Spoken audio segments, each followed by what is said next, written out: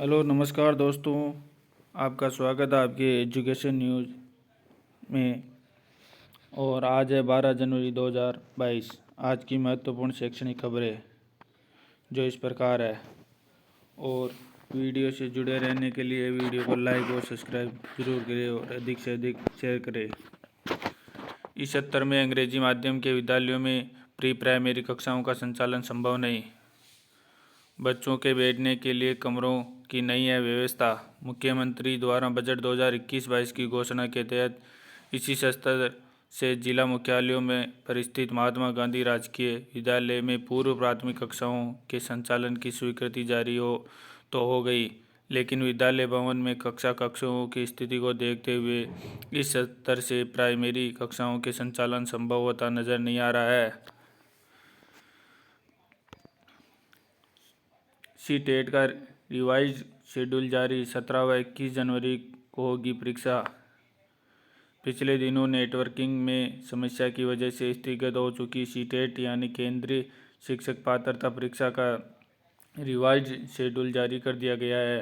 CBSE के सीटी coordinator engineer Pradeep Singh Gaur ने बताया कि 17 जनवरी से होने वाली इस परीक्षा के लिए नया एडमिट कार्ड अपलोड करना होगा। शिक्षा विभाग के सब दावे फेल। शिक्षा में पाली टॉप 15 से बाहर हुआ। 6 स्थान लुढ़कर 16वें स्थान पर आ पहुंचा।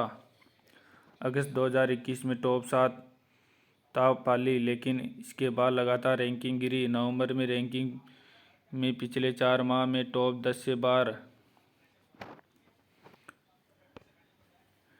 नीट पीजी रजिस्ट्रेशन आज से 22 को आएगा राउंड फर्स्ट का रिजल्ट। स्ट्रे वैकेंसी राउंड के बाद रिपोर्टिंग 16 मार्च तक 50% सीटों पर मिलेगा दाखिला।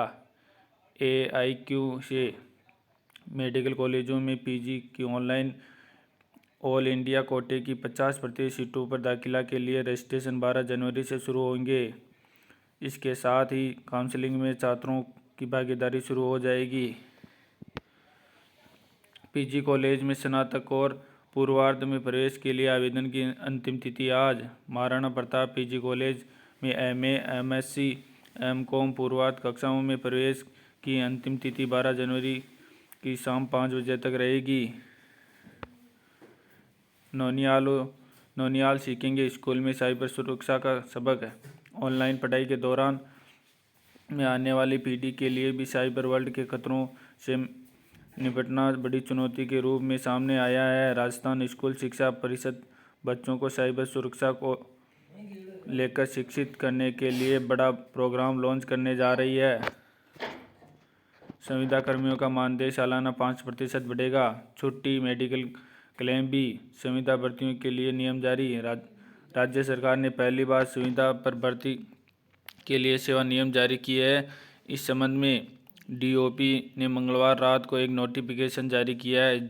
इसके तहत संविदा भर्तियों की न्यूनतम आयु 21 और अधिकतम 40 वर्ष रहेगी।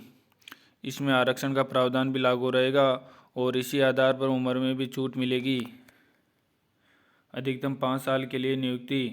पोस्ट रेगुलर हुई तो यही परमानेंट हो सकेंगे। CBEO सागवाड़ा पर शिक्षकों के साथ अभद्र व्यवहार गाइडलाइन की अनदेखी का आरोप। शिक्षक संघ सियाराम ने सौंपा ज्ञापन। नवाचार करने के नाम पर अनावश्यक बैठकें करते हैं। ब्लॉक शिक्षा अधिकारी सागवाड़ा द्वारा अधीनस्थ शिक्षकों के साथ किए जा रहे अभद्र व्यवहार एवं विभागीय गाइडलाइन से हटकर किए जा रहे कार्यों के विरोध में मंगलवार को शिक्षक संघ सियाराम ने जिला प्रशासन को ज्ञापन सौंपा है। ऑनलाइन क्लास शुरू होने से टीचिंग स्टाफ में कटौती। 2-3 टीचर से ही चला रहे हैं काम। प्राइवेट टीचर बोले 20 दिन के लिए बंद है स्कूल। पेरेंट्स फीस दे रहे हैं तो हमें हटाना गलत। प्राइवेट स्कूल संचालक बोले RTE का भुगतान बकाया। पेरेंट्स नहीं दे रहे पूरी फीस, स्टाफ में कटौती करना मजबूरी। बीकानेर। प्रदेश में पैरामेडिकल कोर्सेज के 150 से ज़्यादा संस्थानों में 10 कोर्सेज में 1630 सीटें खाली। कम कोर्सेज में सरकारी नौकरी। सेवा नियम तय नहीं। लैब टेक्नोलॉजी में सबसे अधिक व इमरजेंसी और ट्रॉमा केयर में सबसे कम रजिस्ट्रेशन। नीट पीजी रजिस्ट्रेशन आज से 22 को आएगा राउंड फर्स्ट का रिजल्ट। आरआरबी एनटीपीसी का परिणाम 15 को।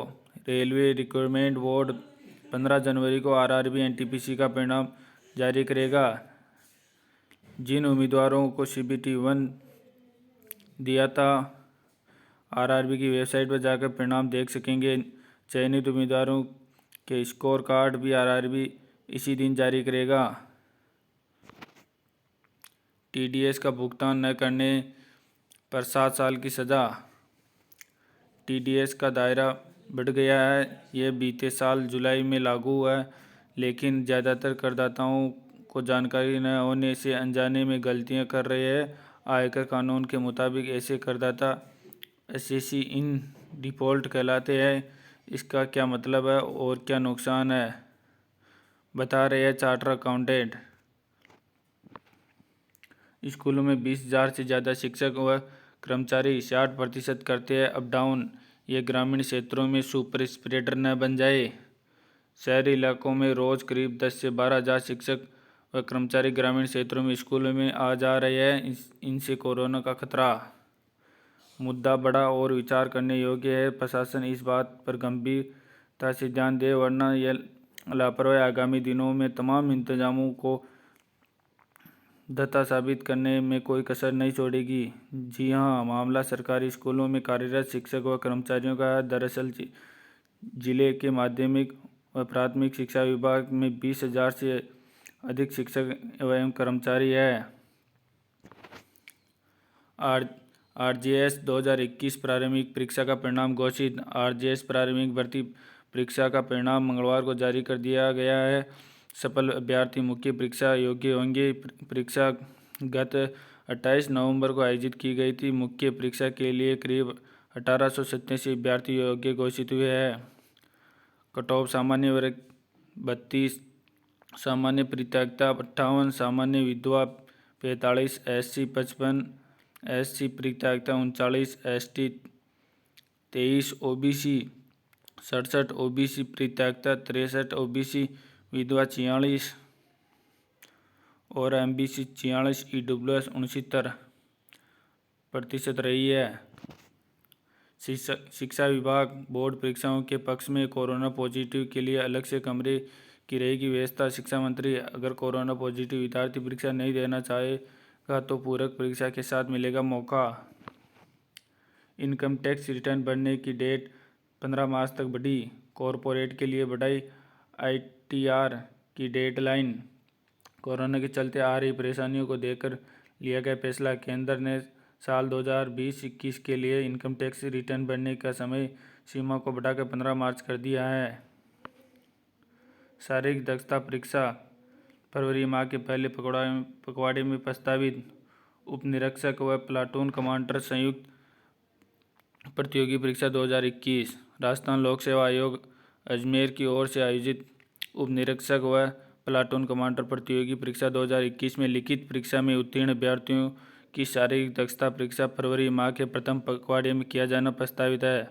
अभ्यर्थियों को शारीरिक दक्षता में शामिल होने के लिए शीघ्र ही प्रवेश पत्र जारी किए जाएंगे।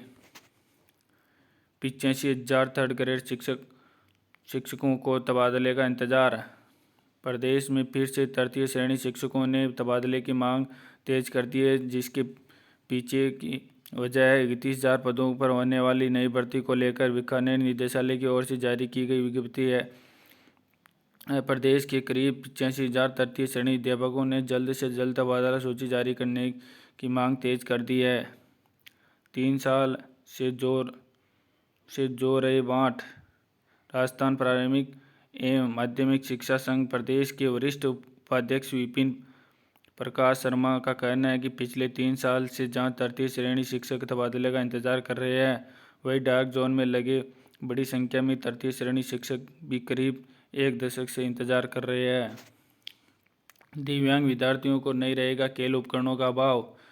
राज्य पाठ्य पुस्तक मंडल प्रन्यास की सामान्य सभा की बैठक 20वीं बैठक शिक्षा मंत्री डॉक्टर बी डी कल्ला की अध्यक्षता में मंगलवार को राजस्थान राज्य पाठ्य पुस्तक मंडल प्रन्यास की सामान्य सभा की 20वीं बैठक का मंडल मुख्यालय में हुई।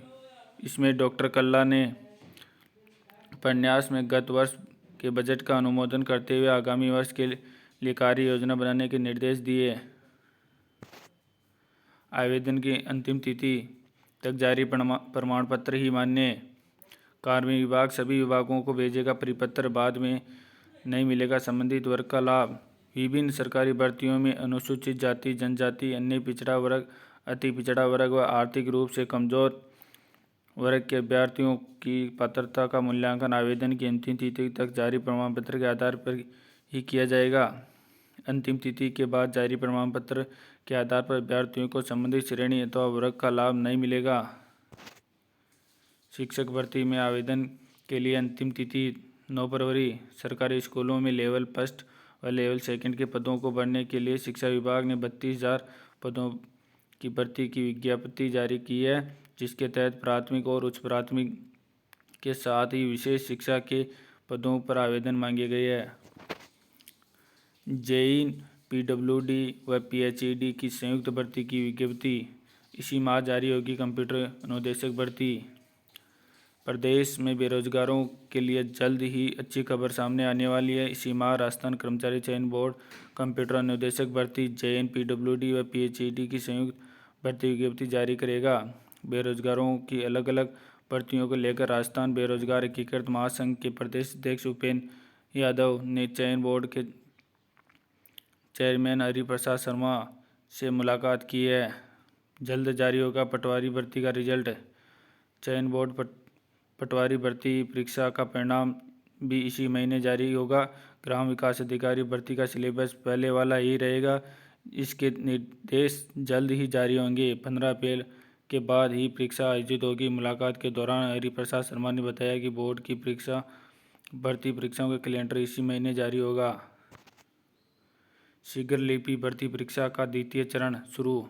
29.13% रही उपस्थिति। राजस्थान कर्मचारी चयन बोर्ड की ओर से मंगलवार को पहले दिन 3 पारियों में शीघ्र लिपि भर्ती परीक्षा का द्वितीय चरण हुआ। इसमें कुल 5,043 अभ्यर्थियों में से 1,469 अभ्यर्थियों की उपस्थिति रही। एनटीटी अभ्यर्थियों को शिक्षक पद पर नियुक्ति के आदेश। राजस्थान हाईकोर्ट ने तृतीय श्रेणी शिक्षक भर्ती 2006 से जुड़े मामले में याचिकाकर्ता एनटीटी अभ्यर्थियों को राहत दी है। अदालत ने राज्य सरकार को निर्देश दिए है कि वह याचिकाकर्ता अभ्यर्थियों को शिक्षक पद पर नियुक्ति दे। 534 पदों पर परीक्षा परिणाम जारी। राजस्थान राज्य विद्युत उत्पादन निगम द्वारा राज्य के 5 विद्युत निगमों में कनिष्ठ अभियंता प्रथम इलेक्ट्रिकल के 534 पदों की सीधी भर्ती के लिए 11 दिसंबर को आयोजित ऑनलाइन परीक्षा का परिणाम मंगलवार को जारी कर दिया है। शिक्षक सम्मेलन की तिथियों में संशोधन की मांग। शिक्षक संघ एलिमेंट्री सेकेंडरी टीचर्स एसोसिएशन के प्रदेशाध्यक्ष मोहर सिंह सलावद ने राज्य के मुख्यमंत्री अशोक गहलोत, शिक्षा मंत्री बी डी कल्ला व माध्यमिक शिक्षा निदेशक कानाराम को ज्ञापन भेजकर संघ ज्वलन मांगों को अतिशीघ्र पूरा करने की मांग की है। विद्यालयों में प्रिंटर व कंप्यूटर टेबल भेंट किए।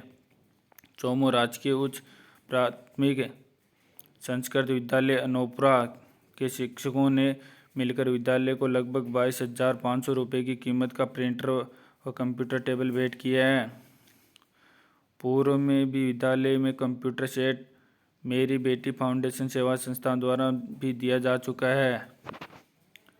इग्नू में प्रवेश के लिए 31 तक आवेदन। इंदिरा गांधी राष्ट्रीय मुक्त विश्वविद्यालय ने प्रवेश सत्र की प्रक्रिया शुरू कर दी है। राजकीय स्नातक और महाविद्यालय टोंक स्थित इग्नू अध्ययन केंद्र समन्वयक डॉक्टर पानमल पहाड़िया ने बताया कि स्वयं के मोबाइल अथवा मित्र पर ऑनलाइन आवेदन फॉर्म भर सकते हैं। धन्यवाद दोस्तों। वीडियो अच्छा लगे तो लाइक और सब्सक्राइब जरूर करें और अधिक से अधिक शेयर करें। धन्यवाद दोस्तों।